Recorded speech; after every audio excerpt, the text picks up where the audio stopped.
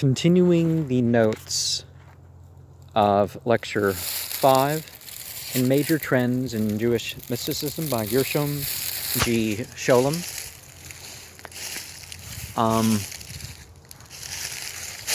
One of the things that's becomes even clearer after this book was written is the power of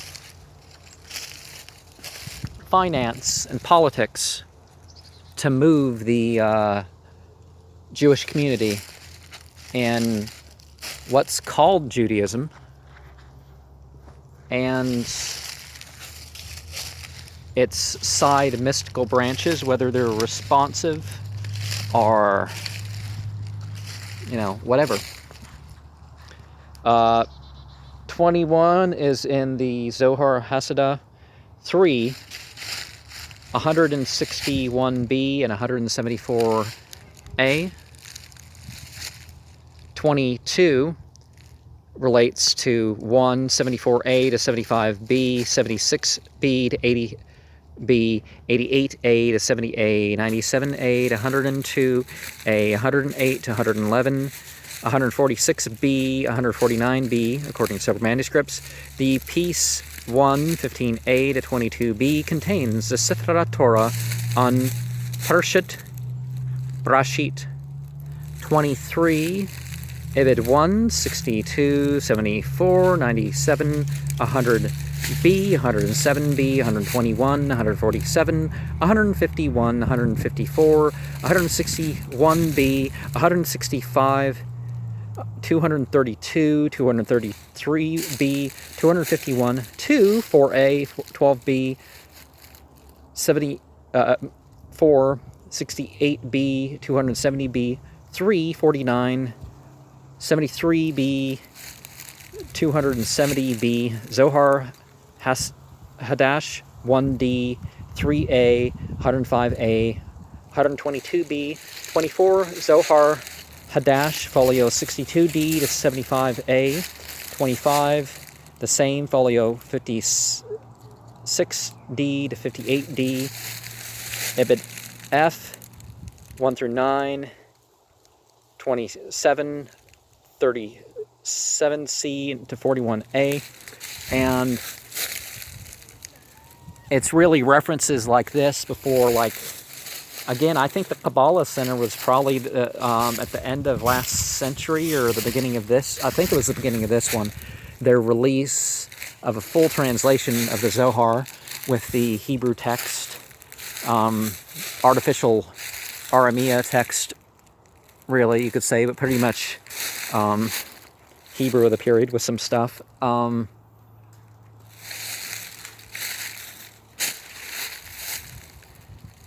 I mean, you could find it printed in Hebrew manuscript, but the sections, Brashit, Nuch, Lek, of the Midrash Hanilam are printed in the Zohar Hadash, folio 2 through 26, from Wira to Tuldut, 1, 97a, 140a, Witza in Zohar Hadash, folio 27 to 28, Zohar 2, 4a to 5b, 14a to 2a, contains the Midrash Hanilam to Pershut Shemut, Zohar Hadash, folio 75a to 90b, Ibid, folio 90 to 93. There's also a piece styled Midrash Hanalam al-Eka, 30, Raya Mahyana, is scattered through volumes 2 and 3 of the editions. Although in the manuscripts it is generally found together in separate copies, the manuscript tradition of this part differs distinctly from that of the aforementioned ones. The bulk of the RM is printed in 2, 114a to 121a, 3, 97 to 104, 108b to 112a, 112b to 126a, 215a to 259b, 270b to 283a.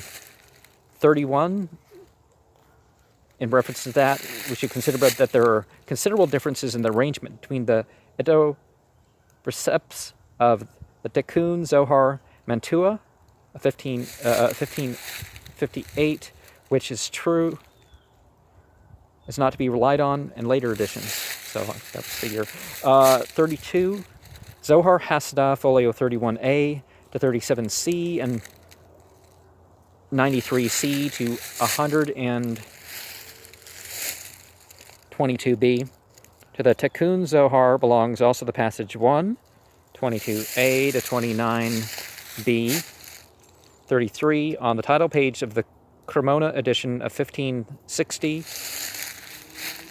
Mamar Ta Hazi is mentioned as a part incorporated in that edition. Which part this refers to is not quite clear, but it appears to be column 56 to 72, where every paragraph begins with the formula Ta Chazi. This piece is printed in the Vulgata editions as an addition at the end of the first volume, edited Vilna F, 256a to 262a. Later imitations are 1, folio 211b to 216a.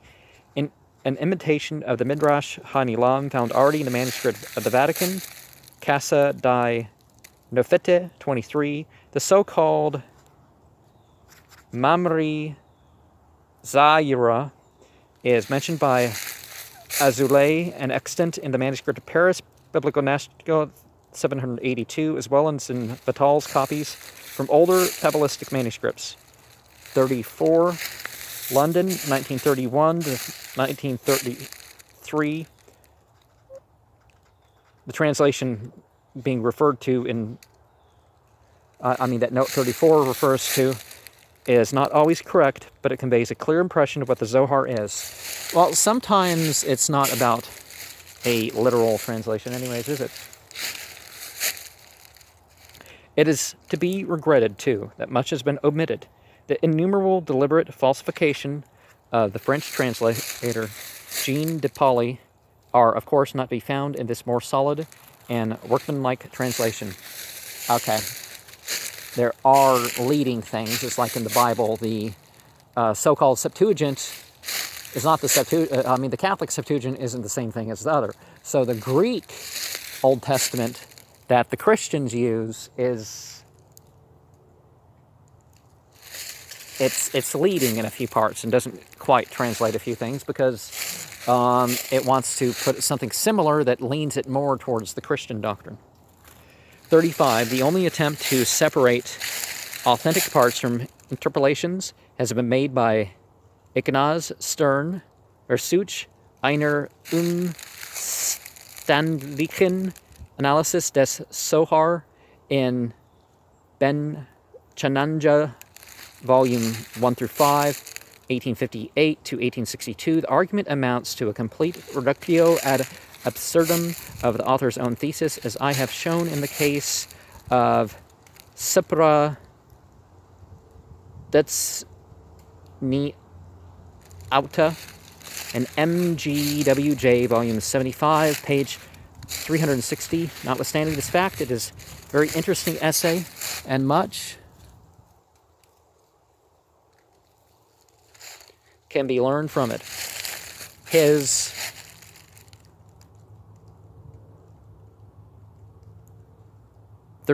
preference for sentences with Kadeen reflects the medieval use of Hebrew as.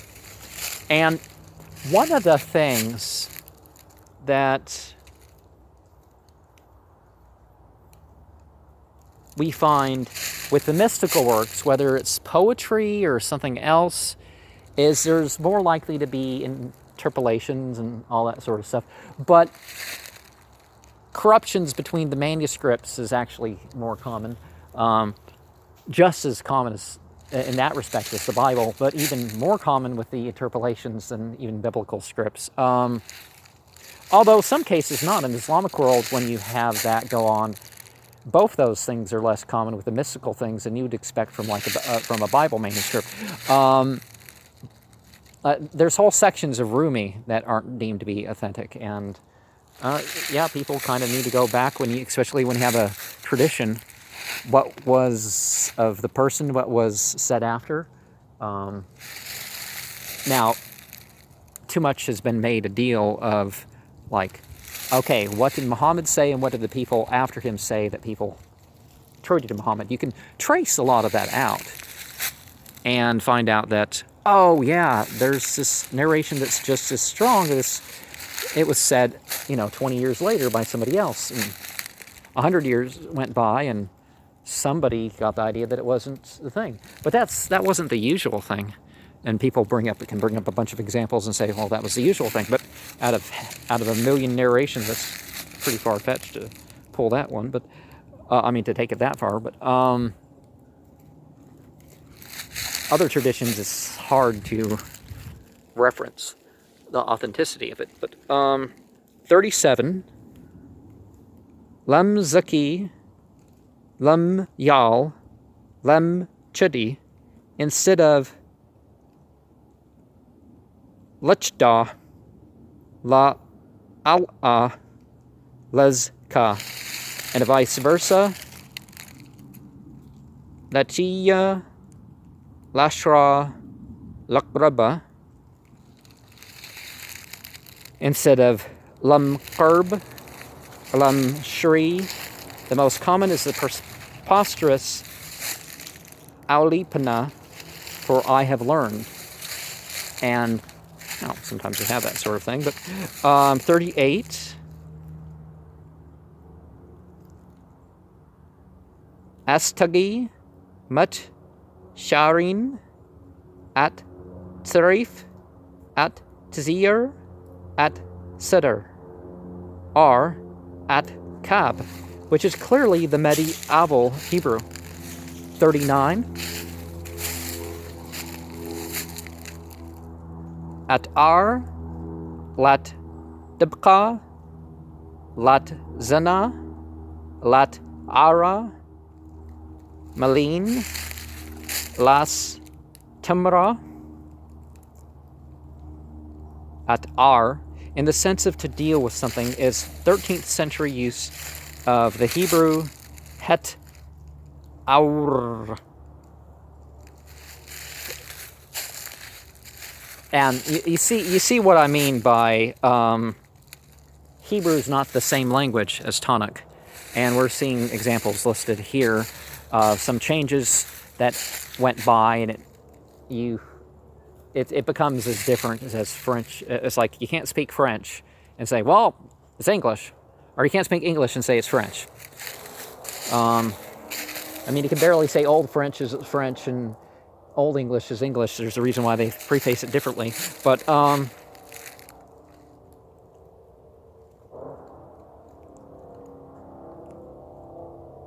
40, he frequently uses bait in the sense of with. For example, Yadur, Malka, Bamthrunita, Lugbi appears in the most unlikely places. E.g., Hulama, Am Shakuta, Alma, De Piruda, Heil, Ash Guchuta, Mut Mun'a.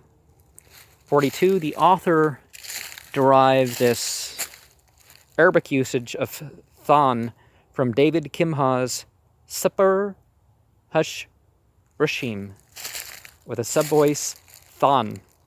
43, especially in phrases such as Gerdinin, Galipin, Gerdini, Tha'irin, Gerdini, Ni Musin, meaning also angels of wrath and even demons, Shumri, Hedin, and 44, especially Lub, Sma, Dinin, Spanish, and Dulzar.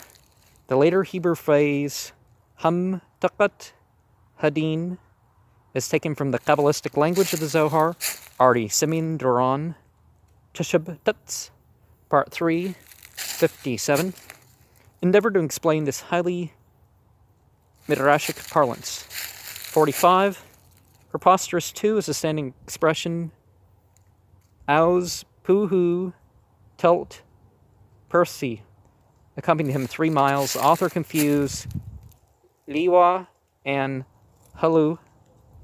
46, Fi Ya'a, he goads the donkey.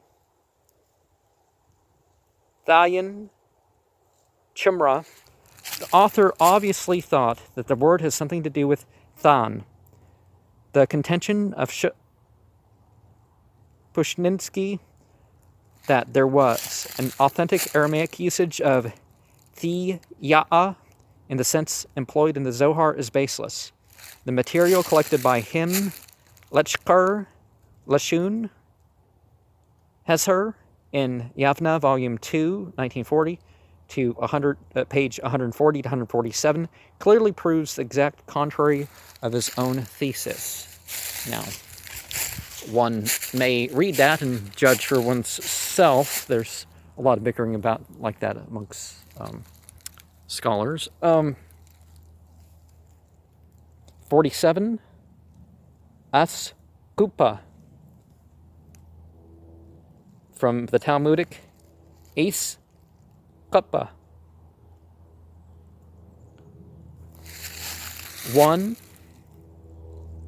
67a, Kas Kupa da Damulya, Makal Thuba Dalama, etc.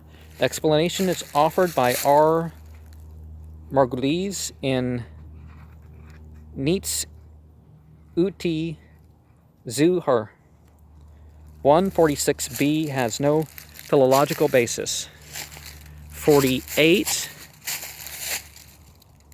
Tukpa, based on a misunderstanding of the translation of Numbers 11. And, well, those legends about, 7 different ways to understand and all that sort of stuff, a lot of that's true, right? That there are a bunch of different ways to understand, and it's like, well, I don't really follow with that one, so that must be a misunderstanding. 12, Shahu, Bahiqak, in Targum and Kalas, Su, Burhi, but Ukpuk, the author Mystic for the literal translation. Okay. Well, maybe they thought the Midrashic interpretation was... Oh, am I repeating myself? Don't mean that. 49. He confuses the Aramaic touch uta, which never signifies anything but thirst, with the Hebrew tachut, particularly as substitute in the Talmudic quotation, Megillah 28.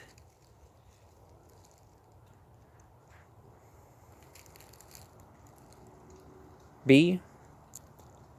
Shmata Baya Taziluta, which now becomes Tsarikna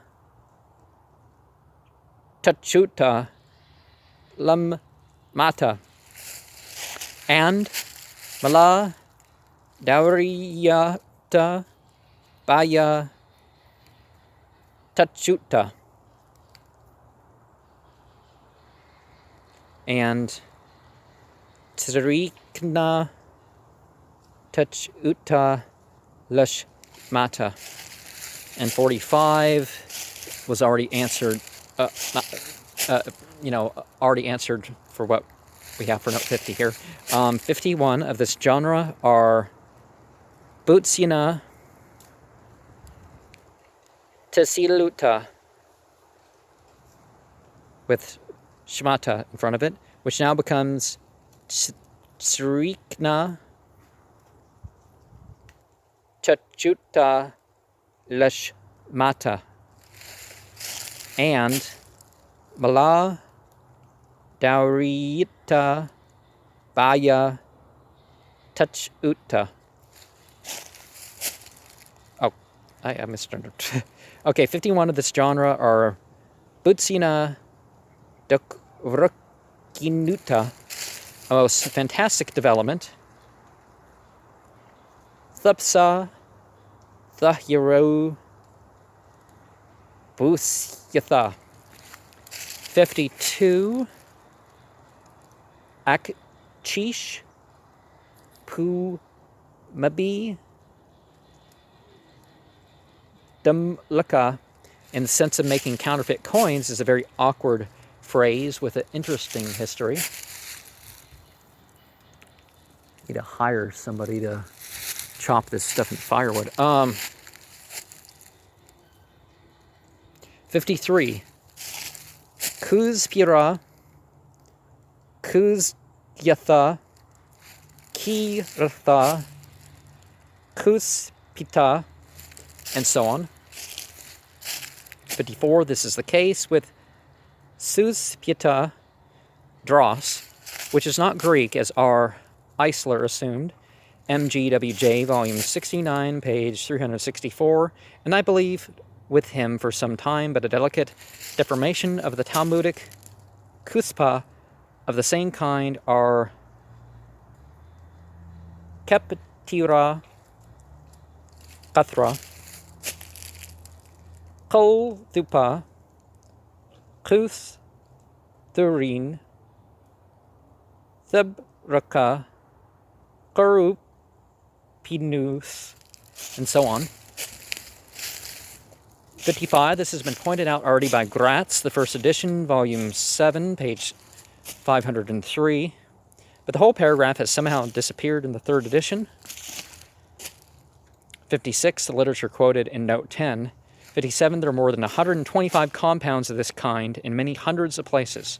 58, this is not an allusion to Trinitarianism, because you can talk about different qualities and all that sort of stuff without, plurality and divinity in that sense, that, different personages are different individuals, or however you're going to phrase that sort of thing, but refers to the doctrine of the three parts of the soul, which the author expounds in the following pages. Now, was it Aristotle who explained the whole Trinitarian thing in psychological means, where, and if you look at what Freud said about shirking from monotheism and absolute deity, that sort of stuff, you find out that it totally makes sense. Various psychological issues can be found as to why people believe in divine feminine, divine masculine, different styles of division of how many supposed gods there are. And there are cultural factors, but 59...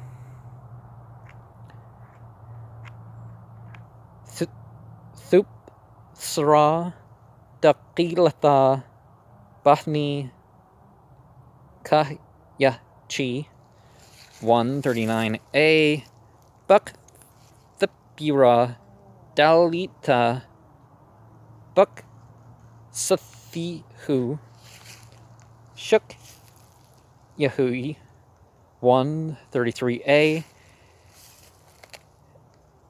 Siptha Dathu Pasra Kapflay Shuk Yachi 1 241a, etc. The author has a prediction for the ending of such formula with the word Chukichi. Chukichi, yeah, that sounds like something, right? Do they still have the Chuck E. Cheeses? I don't think I've even ridden by one in quite some time.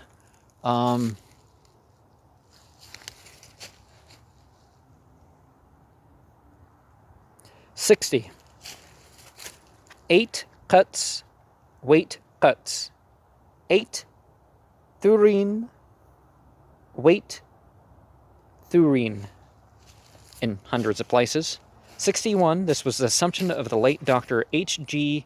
Anilau in the introduction to part 3 of his edition of Israel Nakawaz Menarath Ha-Mo'ar, 1931, page 34, 62 of his essay on this question in the Yearbook Zion, Volume 1, 1926, page 40 to 55, to which much could be added.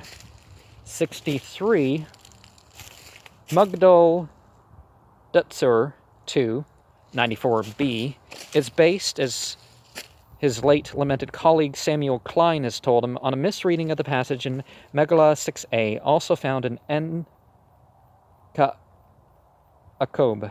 64, in a note to his essay mentioned in note 62, page 56, the recent attempt by R. Margulies to vindicate the author of the Zohar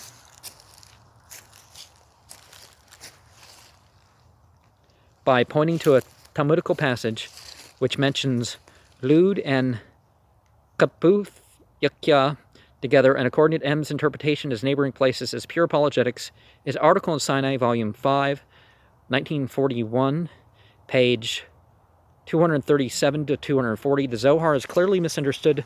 Tosefta, quoted by Margulies in the same way as Margulies himself.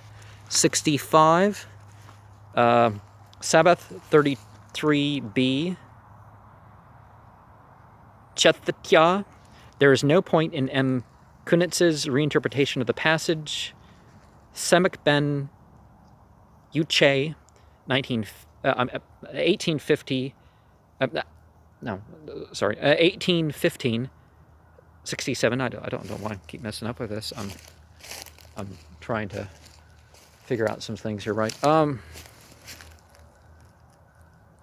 66, Zohar 3, 144b, 200b, 240b. 67, Zohar Hadash, folio 22c, on Lagunya. I'm sorry. Yusi ben Shimon ben Lagunya, and the source in Peshahim 86b. See also Bakr Agadad der Tana Iten, Volume 1, 448, 68. Typical is the case of R. Haggai in Zohar 3, 158a, who owes his mythical existence to a remark on the Amora of this name in Avodah Zarah 68a. 69 refers to Zohar 1, 11a, and often in Midrash Rut Hanalas, Midrash Rut Hanalam. Okay. 70, Gatzer's article, the Zohar, an Encyclopedia of Religion and Ethics, Hastings, Volume 12, 1921, page 858 to 862. A good many statements in this article do not bear serious investigation. Shar Hebrishut Chubut Hobabut, Chapter 3, Chubura Lukma, often in RM, to Pershut Punchus 73. A list of such passages was compiled as early as 1635 by Aaron Selig ben Moses of Zolkiu in chapter 5 of his Cheber Amudi Shabbat Krakow, 1635. 74, Tel Avivian scholar Reuben Margulies has begun to publish an annotated edition of the Zohar in which many of the rabbinical references are mentioned. It is a very useful book for every student of the Zohar, but the author is careful to avoid any expression of opinions sounding of criticism, and has in many cases adopted apologetic methods of very doubtful value in order to explain away difficulties raised by modern criticism. Well, it lacks the prophetic authority, you could say. So, things like that shouldn't be so much of a problem. But as we find, it's the founders of sects that are often even harder to criticize than the so-called prophets to which they turn. I mean, I'm not saying they weren't really spiritually gifted individuals and called by God and all that. I'm not saying that. I'm just saying not everybody that was said to be as such. But yet the parallels quoted by him tell the story of the Zohar and its sources to every critical reader in rather flagrant contradiction to his own apologetic attitude. 75. L'exégèse biblique dans le Zohar in R.E.J., Volume 22, 1891, page 33 to 46, 219 to 229. 76. J.L. Zlotnick, Hulk Amri Chukma, Mamrim Mispar Medrash Hamlitza Habrit, Jerusalem, 1939 printing, page 5 through 16. As in the case of so many other modern defenders of the antiquity of the Zohar, the facts which he presents with much proof of erudition, but without critical analysis, prove precisely the opposite of what he infers from them. 77. It is easily forgotten that the only Zabian theory of Maimonides made this explanation of the nature of what they call paganism possible. The author has combined the definitions of Helkut, Abudah, Zerah, 1 through 2, with those given in Mora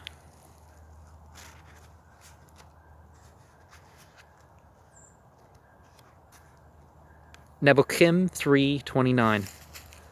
This is clearly reflected in passages like Zohar 1, 56b, 99b, 2, 69a, 112a, 3, 206b, 78 on Ezra and Azriel Tishbe's introduction to his edition of Azriel Perush Ha-Agadoth, Jerusalem, 1945, and his studies in Sinai, Volume 8, 1945, page 159 to 178, and Zion, Volume 9, 1944, and page 178 to 185, the Zohar made particular use of Ezra's commentary on the Song of Songs and that of Azriel on the prayers.